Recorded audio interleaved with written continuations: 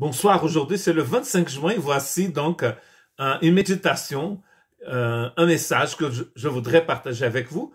C'est à peu près le même message que voudrais partager demain, 26 juin, ici dans notre église, à l'église baptiste de la Côte Basque.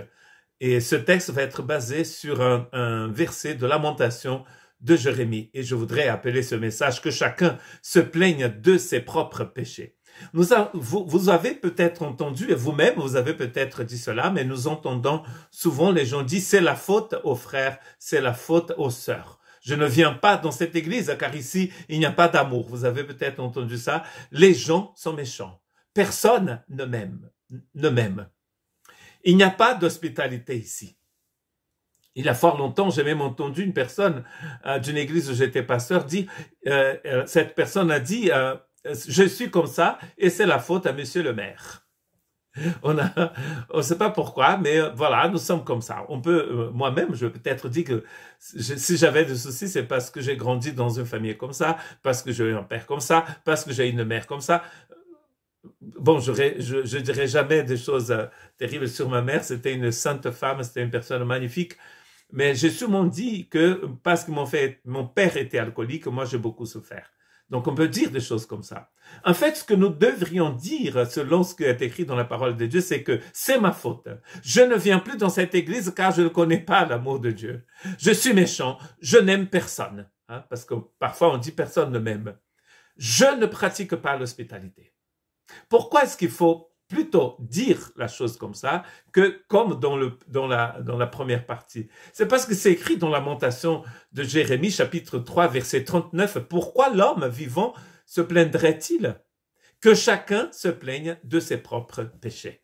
Que chacun se plaigne de ses propres péchés. Et ça, c'est une réalité dans les Écritures. Vous allez voir, par exemple, que le prophète Élie est venu voir le roi Saül parce que le roi Saül avait offert un sacrifice avant de partir à la bataille, avant de partir à la guerre, et cela était interdit au roi. Il n'avait pas le droit de le faire.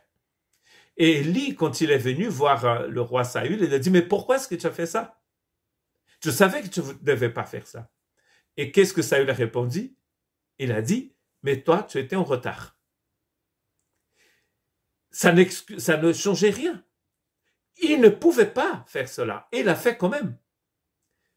Élie était en retard. Peut-être le métro était en grève. C'était comme ici en France. D'ailleurs, bientôt, là, en juillet, la SNCF, la compagnie ferroviaire française, va être en grève le jour du départ des gens en vacances. C'est souvent comme ça. Et peut-être qu'il avait un souci. Il avait je sais pas, un bouchon de carrosse. Il a eu une tempête. Et Élie était en retard. Mais ce n'était pas une excuse pour le roi David de commettre un péché et de faire ce qui était interdit au roi.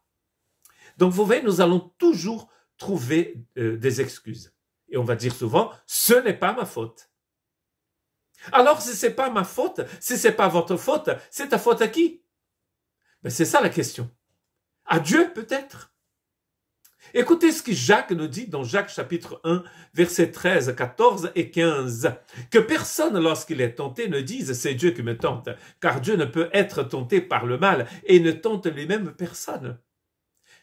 Souvent, on va penser que nous sommes dans une situation difficile parce que c'est la faute de Dieu, c'est Dieu qui est en train de me tenter. Mais il dit non, Dieu ne tente personne. Qu'est-ce qui se passe alors quand on est tenté? Jacques nous explique que nous sommes tentés, chacun est tenté quand il est attiré et amorcé par sa propre convoitise. La convoitise, ce sont ses mauvais désirs. C'est pour cela que nous sommes tentés. Nous sommes attirés et amorcés par notre propre convoitise. Donc, ce n'est pas la faute à Dieu. C'est la nôtre. Ici, l'expression utilisée ici, c'est ce que nous utilisons pour faire la pêche. Pourquoi est-ce que le poisson mord l'hameçon? C'est parce qu'il y a un appât. On a trompé le poisson. Le poisson ne pense pas qu'il y a un danger. C'est pour ça qu'il mord. Sinon, il ne mordrait pas. S'il savait qu'il avait un danger, il n'est pas maso quand même. Et donc, en fait, c'est ce que la tentation fait. Nous sommes attirés et amorcés par notre propre convoitise, c'est-à-dire par les mauvais désirs que nous avons en nous. Ensuite, il dit, la convoitise, lorsqu'elle est conçue, elle enfante le péché, et le péché étant consommé, produit la mort. Donc, si nous sommes intelligents, et nous le sommes, nous avons compris que quand on cède à la tentation, le résultat sera toujours la mort. Séparation. Il n'y aura pas une autre sortie, une autre issue. L'issue sera toujours la mort. Et c'est pas Dieu qui nous tente. Nous ne sommes pas tentés par Dieu. Donc, c'est à qui la faute? On pourrait dire c'est la faute de Dieu. Un des exemples le plus classique dans les Écritures, c'est celui de la chute, du récit de la chute, de l'histoire d'Adam et d'Ève. Et nous allons donc lire dans Genèse chapitre 3 à partir du verset 9 quand c'est écrit, « Mais l'Éternel Dieu appela l'homme et lui dit, « Où es-tu » Et il répondit, « J'ai entendu ta voix dans le jardin et j'ai eu peur parce que je suis nu et je me suis caché. » Et l'Éternel Dieu dit, « Mais qui t'a appris que tu étais nu?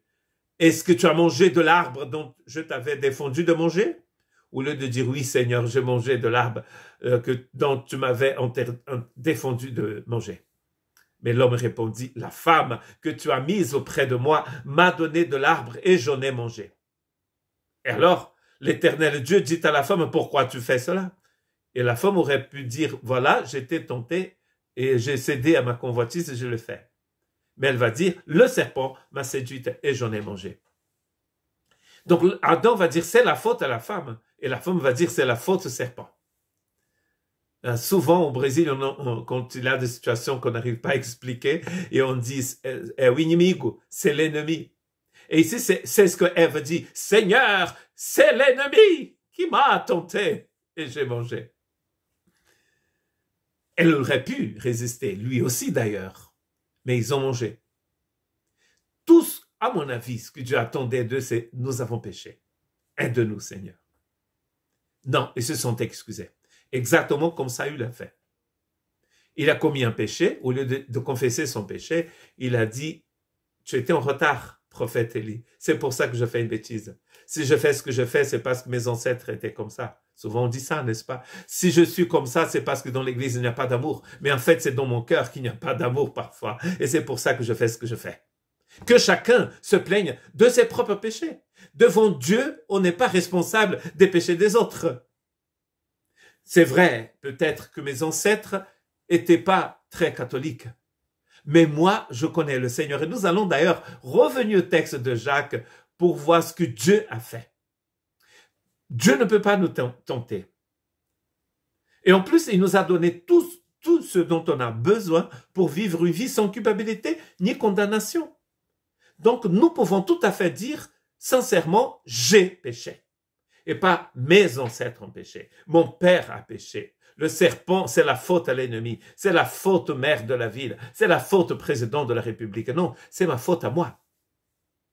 Jacques, donc, il nous dit aussi dans le chapitre 1 de sa lettre, verset 16, parce que Jacques a dit, « Ne vous y trompez pas, mes frères bien-aimés, toute grâce excellente et tout don parfait descend d'en haut. » Vous voyez que ça, c'est la suite de Jacques chapitre 1, 13 à 15, où il parlait de la tentation.